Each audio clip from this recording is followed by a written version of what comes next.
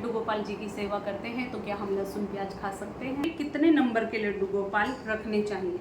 क्या लड्डू गोपाल जी की प्राण प्रतिष्ठा करनी चाहिए?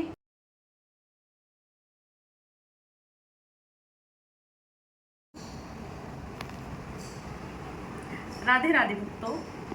तो देखिए गाइस, ये है मेरे लड्डू गोपाल। तो सबसे पहले हम आपको दर्शन कराते हैं अपने लड्डू गोपाल जी के।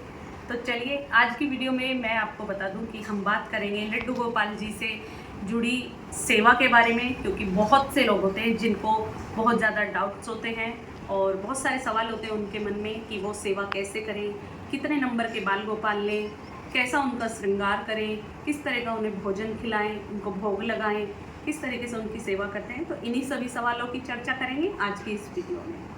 तो हमारा पहला सवाल है कि जो लोग पूछते हैं, जो अक्सर लोगों के मन में आता है कि घर में कितने नंबर के लड्डू गोपाल रखने चाहिए।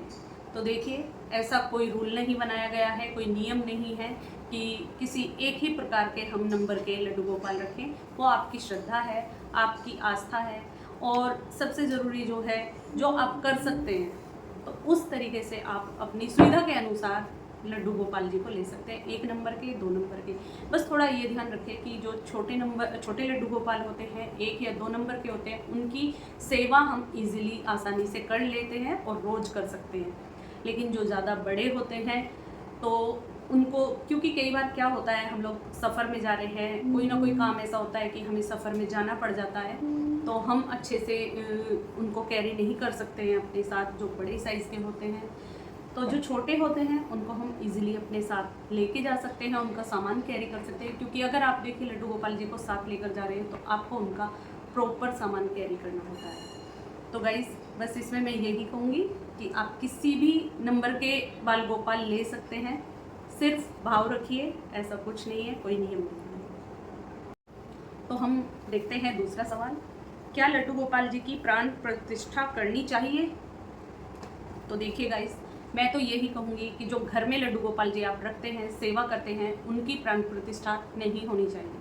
क्योंकि ऐसा मानते हैं कि जो प्राण प्रतिष्ठा कर लेते हैं जिन भगवान जी की, तो वो हम ट्रैवल में नहीं ले जा सकते हैं अपने साथ। अगर आप ट्रैवल करते हैं, आपको कहीं जाना पड़ता है, तो मैं तो यही कहूँगी कि आप उनकी प्राण प्रतिष्ठा मत कीजिए। और क्योंकि वो फिर अगर हम प्राण प्रतिष्ठा कर देते हैं किसी भी मूर्ति की या किसी भी भगवान की, तो वो अचल विचल नहीं होती है, तो वो एक ही जगह मंदिर में स्थापित होती है, उनको हम कहीं नहीं ले जा सकते हैं। तो आप बस इतना ही करिए कि आप अच्छे से बिना प्राण प्रतिष्ठा के अपने घर में लड्डू गोपाल रखिए, उनकी सच्चे मन से श्रद्धा से पूजा कीजिए, सेवा कीजिए, और उनकी जो भी मतलब कि उनकी सेवा होती है वो सच्चे मन से कीजिए। क्योंकि वो हैं भाव के भूखे, वो सिर्फ भाव देखते हैं भक्त का और कुछ नहीं देखते हैं। तो एक सवाल ये है कि अगर हम लड्डू गोपाल जी की सेवा करते हैं तो क्या हम लहसुन प्याज खा सकते हैं?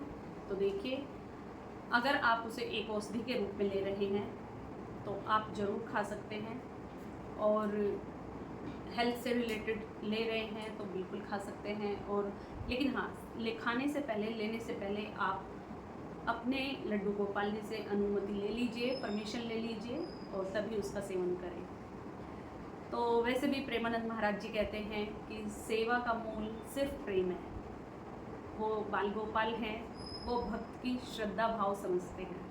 तो आप लहसुन प्याज खा सकते हैं, लेकिन पहले अपने बाल गोपाल से परमिशन ले लीजिए और औषधि के रूप में उसे ग्रहण कर सकते हैं। एक सवाल और है, क्या लड्डू गोपाल के साथ राधा रानी को भी रखना चाहिए?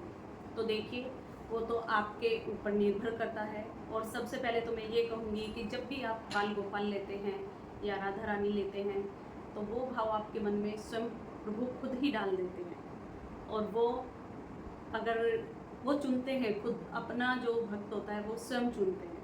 तो अगर आपकी किस्मत में या आपका राधा रानी या लड्डू गोपाल जी को की सेवा आपके भाग्य में लिखी है, तो वो स्वयं आपको चुन लेंगे और आप एक दिन जाकर उनको ले आएंगे अपने घर।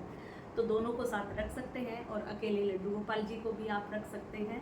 तो ऐसा नहीं है, जब वो चाहेंगे आपको, जब वो आपके घर में आ जाएंगे तो समझ लीजिए कि उन्होंने आपको चुन लिया है सेवा के लिए। एक और सवाल है कि अगर हम रेगुलर सेवा नहीं कर पाएँ तो क्या करें?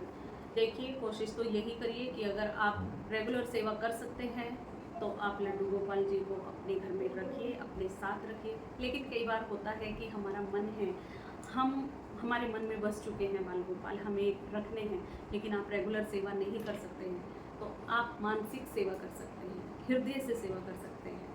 आप उनको अपने दिल में रखिए, अपनी आत्मा को उनसे जोड़ लीजिए और इस तरीके से उनसे बात करिए, उनकी सेवा करिए, उनसे अपनी, देखिए वो सब जानते हैं, वो भक्त की परेशानी दुविधा वो सब जानते हैं। मैं तो यही कहूँगी कि आप मानसिक सेवा कर सकते हैं, अपने मन में सेवा भाव रखिए। तो अगला सवाल देखते हैं, लड्डू गोपाल को कैसे ट्रैवल करा सकते हैं।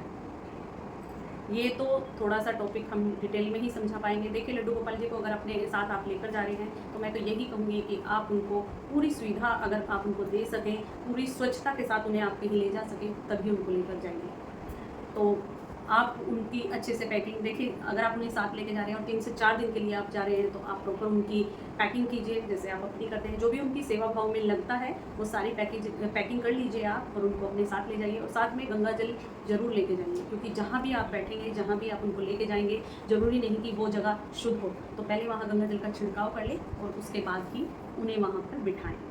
तो चलिए अभी वीडियो का करते हैं अंत। बहुत सारे सवाल हो गए हैं और आई होप आपके जो डाउट थे वो क्लियर हो गए होंगे। तो चलिए गाइस अभी वीडियो का करते हैं अंत। और अगर वीडियो आपको अच्छा लगा है तो लाइक कर देना, शेयर कर देना, सब्सक्राइब कर लेना चैनल को जो नए हैं मेरे चैनल पर, और कमेंट करके बताना कि आपको ये वीडियो कैसा लगा। तो फिर मिलते हैं एक नई वीडियो में, तब तक के लिए राधे राधे, जय श्री कृष्ण।